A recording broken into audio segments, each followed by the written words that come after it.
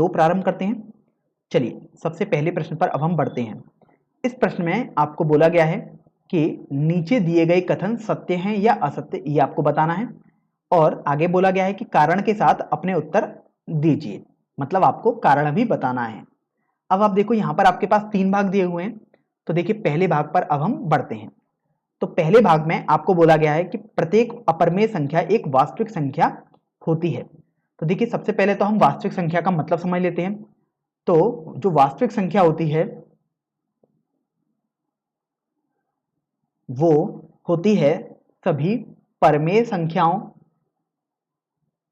और अपरिमेय संख्याओं का संग्रह। क्योंकि ये आपने थ्योरी में तो पढ़ा ही है कि सभी परिमेय संख्याओं और अपरिमेय संख्याओं का संग्रह जो होता है उसे आप वास्तविक संख्या बोलते हैं। तो आप यहां पर देख रहे हो, आपसे तो ये बोला गया है कि प्रत्येक अपरिमेय संख्या एक वास्तविक संख्या होगी। तो इसका मतलब तो ये हुआ कि अपरिमेय संख्या तो हमेशा वास्तविक संख्या होगी ही होगी। तो इस तरीके से आपका जो पहला कथन है वो एक सत्य कथन हो जाएगा। चलिए अब हम दूसरे भाग पर बढ़ते हैं। तो आप दूसरे भाग में देख रहे हैं, आपको दिया हुआ है कि संख्या रेखा का प्रत्येक बिंदु अंडर रूट m के रूप का होता है, जहां m एक प्राकृतिक संख्या है। तो आप देखो संख्या रेखा पर आपके पास बहुत सारे बिंदु हो सकते हैं। जैसे आप देखिए, अगर आपके पास अंडर रूट 2 दिया है और अंडर रूट 3 दिया है, तो इसके बीच में तो आपके पास अनंत बिंदु होंगे। तो जो भी बिंदु होंगे, जैसे आप, मैं उदाहरण के तौर पर कुछ बिंदु लिख देता हूं। तो देखिए जैसे कौन कौन से बिंदु आएंगे, under root 2.3, under root 2.4, under root 2.7। अगर कोई छात्र ये लिख सकता है 2.81। ये सभी ऐसे मान हैं जो अंडर रूट 2 से अंडर रूट 3 के बीच में है। लेकिन अब आप ये देखिए कि क्या ये 2.3 जो अंडर रूट के अंदर लिखा है, क्या ये प्राकृतिक संख्या है? बिल्कुल नहीं है, क्योंकि प्राकृतिक संख्याएं तो 1, 2, 3 कुछ ऐसी होती हैं, लेकिन दशमलव में लिखा है तो ये भी आपके पास प्राकृतिक संख्याएं नहीं है, ये भी नहीं है। तो ये सभी आपके पास प्राकृतिक संख्याएं नहीं आ रही हैं। तो यहां से ये तो बात आपके पास सिद्ध हो चुकी है कि ये जो कथन है वो आपके पास असत्य कथन दिया हुआ है। यहां पर कुछ छात्रों को यह संदेह हो सकता है कि हमने जो रूट 3 और रूट 2 यही 2 बिंदु ऐसे क्यों लिए। ऐसा आप ना भी लें तब भी कोई दिक्कत नहीं है, बस ये केवल समझाने के लिए हमने लिए हैं। आप उदाहरण के तौर पर देखिए और भी बिंदु ले सकते हैं। जैसे आप देखो अंडर रूट आप 5.2 ले लो, अंडर रूट 7.8 ले लो, अंडर रूट 4.9 ले लो। तो आप देख रहे हो ये सभी पूर्ण प्राकृतिक संख्याएं तो नहीं है जो अंडर रूट के अंदर दी हुई हैं। इस तरीके से भी आप बोल सकते हैं कि जो ये कथन था वो एक असत्य कथन हो जाएगा। चलिए अब हम तीसरे भाग पर बढ़ते हैं। तो देखिए तीसरे भाग में आपको बोला गया है कि प्रत्येक वास्तविक संख्या एक अपरिमेय संख्या होती है। तो आप देखो हमने पहले भाग में आपको वास्तविक संख्या की परिभाषा भी बताई कि सभी परिमेय संख्याओं और अपरिमेय संख्याओं का जो संग्रह होगा उसी को आप वास्तविक संख्या बोलते हैं। अर्थात मैं वास्तविक संख्या की यदि कुछ उदाहरण लिख दूं इस परिभाषा को देखकर, तो देखिए वो उदाहरण कौन कौन से हो सकते हैं। मैं कुछ ही उदाहरण लिख सकता हूं यहां पर, क्योंकि ऐसे तो अनगिनत उदाहरण होंगे। जैसे आप देखो आपके पास उदाहरण अंडर रूट 2 आ सकता है, 1/2 भी आ सकता है, 4/5 भी आ सकता है, 6 भी आ सकता है, अंडर रूट 5 भी आ सकता है, अंडर रूट 3 आ सकता है, अंडर रूट 17 आ सकता है। तो ऐसे अनगिनत आपके पास उदाहरण हो सकते हैं। तो अब आप यहां पर ये देखो कि आपको तो बोला गया है कि प्रत्येक वास्तविक संख्या एक अपरिमेय संख्या होगी। अब चलिए हम देखते हैं उनके उदाहरणों में। तो देखिए ये अपरिमेय संख्या है, लेकिन 1/2 तो आपके पास परिमेय संख्या है, क्योंकि परिमेय संख्या की परिभाषा को व्यक्त कर रही है p/q फॉर्म में, जहां पर हर जीरो भी नहीं है। ये भी एक परिमेय संख्या है। आप देखो जो 6 है ये भी एक परिमेय संख्या है, लेकिन अंडर रूट 5 अपरिमेय है, ये भी अपरिमेय है और ये भी अपरिमेय है। तो इसका मतलब ये हुआ कि वास्तविक संख्या जरूरी नहीं है कि अपरिमेय ही हो, वो परिमेय भी हो सकती है। अर्थात जो तीसरा भाग आपको दिया हुआ है वो बिल्कुल ही असत्य कथन हो जाएगा। तो देखिए मैं यहां पर लिख देता हूं कि तीसरा भाग आपका असत्य हो जाएगा। तो इस तरीके से इस प्रश्न का पहला भाग तो सत्य हो जाएगा, दूसरा भाग असत्य हो जाएगा और तीसरा भाग भी असत्य हो जाएगा। चलिए अब हम प्रश्न संख्या 2 पर बढ़ते हैं। तो देखिए प्रश्न संख्या 2 में आपको बोला गया है कि क्या सभी धनात्मक पूर्णांकों के वर्गमूल अपरिमेय होते हैं? यदि नहीं तो एक ऐसी संख्या के वर्गमूल का उदाहरण दीजिए जो एक परिमेय संख्या हो। तो देखिए अगर आप बोला गया है धनात्मक पूर्णांकों के वर्गमूल, अर्थात अंडर रूट एम आपको बोला गया है और एम आपको ध्यान रखना है धनात्मक पूर्णांक होना चाहिए। तो आप देखो आपके पास ऐसे बहुत सारे उदाहरण हो सकते हैं, जैसे आप देखिए एग्जाम्पल के थ्रू मैं आपको बता रहा हूं कुछ उदाहरण। जैसे आप अंडर रूट 2 लिखो, अंडर रूट 3 भी हो सकता है, अंडर रूट 4 भी हो सकता है, अंडर रूट 9 भी हो सकता है। मैं कुछ ही उदाहरण आपके सामने लिख सकता हूं, यहां पर मैं सभी उदाहरण तो नहीं लिख सकता आपके सामने, क्योंकि ऐसे तो अनगिनत उदाहरण होंगे।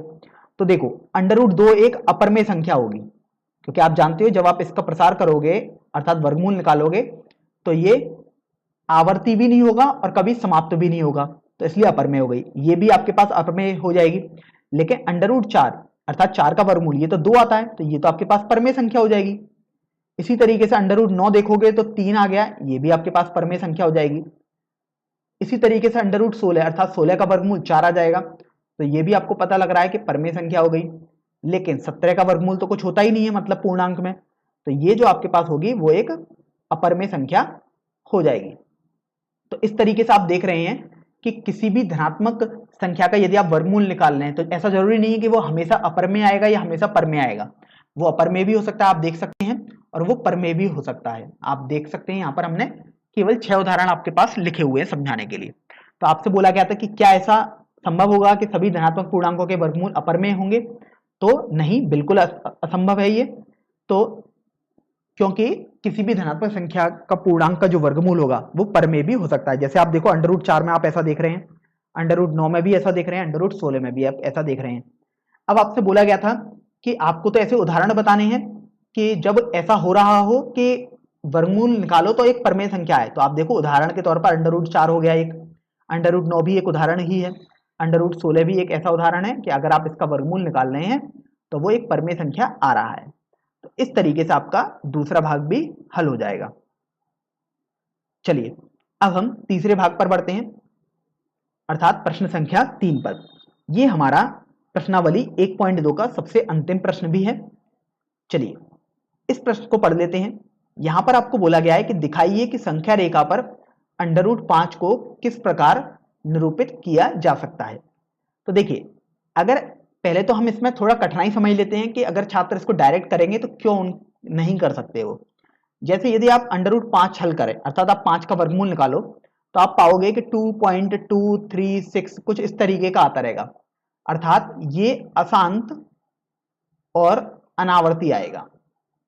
इसका मतलब ये हुआ कि ये कभी भी अशांत मतलब कभी भी शांत नहीं होगा, मतलब अशांत है, क्योंकि अशांत का मतलब है दशमलव के बाद कभी भी खत्म ही नहीं होगा, ये चलता ही रहेगा, कुछ ना कुछ पॉइंट इसमें आते ही रहेंगे।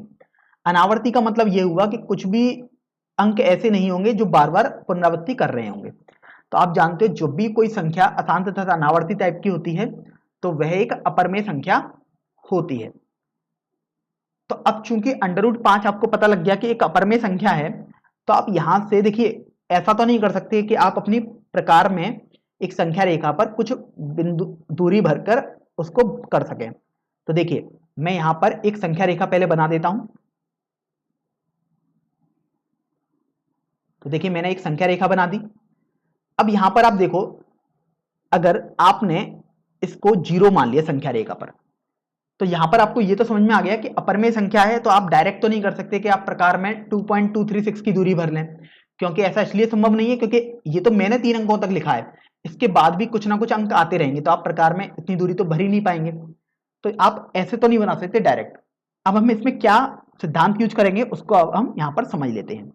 तो देखिए आपने पाइथागोरस प्रमेय पढ़ी थी, तो मैं यहां पर आपको पाइथागोरस प्रमेय से पहले कुछ समझा देता हूं, फिर उसके बाद हम इस प्रश्न को हल करेंगे। तो पाइथागोरस प्रमेय में आपने सीखा था कि कर्ण का स्क्वायर बराबर आधार का स्क्वायर प्लस लंब का स्क्वायर होता है। अर्थात अगर आप 5 को इसी तरीके से दर्शाना चाहो तो आप पाओगे कि अंडर रूट 5 जो होगा अर्थात कर्ण जो आपके पास आएगा, मैं ऐसा लिख देता हूं, वो आएगा आधार का स्क्वायर प्लस लंब का स्क्वायर। तो देखिए आ मतलब आधार है और एल ल मतलब लंब है। तो अभी आप देखो अगर आप 5 अंडर रूट 5 को लिखना चाहते हो तो वो तो आपके पास तब आ सकता है जब आप आधार को 2 मतलब एक किसी को 2 कर दो और किसी एक को लंबे आधार को 1 कर दो। तो आप देख रहे हो जब आप इसको हल करोगे तो ये √5 ही आपके पास आ जाएगा। तो इस तरीके से कर्ण आपके पास √5 बन गया। और अच्छी बात यह है कि आप अगर आपको 2 दर्शाना है तो आप दर्शा सकते हो और 1 भी दर्शा सकते हो। तो चलिए अब हम प्रश्न पर आते हैं कि हम इसका यूज कैसे करेंगे, वो हमको समझना है। तो देखिए, आप सबसे पहले अपनी प्रकार में 2 दूरी की एक प्रकार में 2 दूरी डिस्टेंस आपने भर ली, तो आपने यहां पर एक चिन्ह लगाया। तो देखिए ये 2 दूरी आ गई। इसका मतलब यहां से यहां तक के बीच की जो दूरी है वो 2 आपने ले ली। आप मात्रक कुछ भी रख सकते हैं, जैसे आप मात्रक को सेंटीमीटर, मीटर कुछ भी लिख सकते हैं, लेकिन प्रकार में ऑब्वियस सी बात है कि मीटर तो काफी बड़ा हो जाएगा, तो सेंटीमीटर लीजिएगा। तो देखिए ये बिंदु आया ए, अर्थात OA आपके पास 2 आ चुका है। अब आप यहां पर क्या करेंगे कि यहां से आप एक लंब खींचेंगे। तो देखिए ए से अगर आप एक लंब खींचेंगे तो ये ऊपर दिशा में कहीं जाएगा, तो ये मान लीजिएगा यहां पर चला गया। तो अब आपको क्या ध्यान रखना है कि आप ए से एक दूरी जो भरेंगे वो यहां पर लगा देंगे। तो देखिए आपने चाप लगाया यहां पर, ये बी आ गया और ये जो दूरी है वो आपके पास 1 हो गई। तो अभी मैं इसको कुछ इस तरीके से दिखा देता हूं। ये आपने लंब बनाया था। अब यहां से आप देखो कि आपके पास OA तो 2 आ गया और AB जो होगा वो 1 हो गई, क्योंकि आपने उतनी दूरी भर के प्रकार से चाप लगाया है।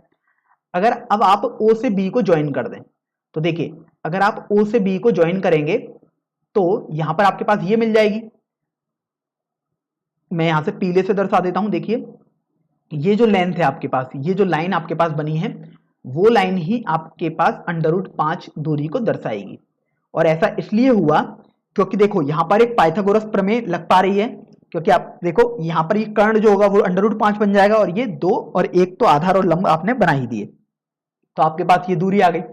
लेकिन आप ध्यान रखो कि आपको तो बोला गया है कि आपको जो ये √5 है वो संख्या रेखा पर निरूपित करनी है। संख्या रेखा तो ये वाली लाइन है। तो आप देखिए प्रकार में O से लेकर B तक की दूरी भरेंगे और फिर उससे एक चाप बनाएंगे, तो आपके पास यहां पर कहीं कट कर जाएगा। तो इसका मतलब जो ये C आपने इस बिंदु को माना, तो जो ये C बिंदु होगा अर्थात O से C के बीच की दूरी वो आपके पास हो जाएगी √5। तो इस तरीके से आपने √5 को संख्या रेखा पर दर्शा देंगे।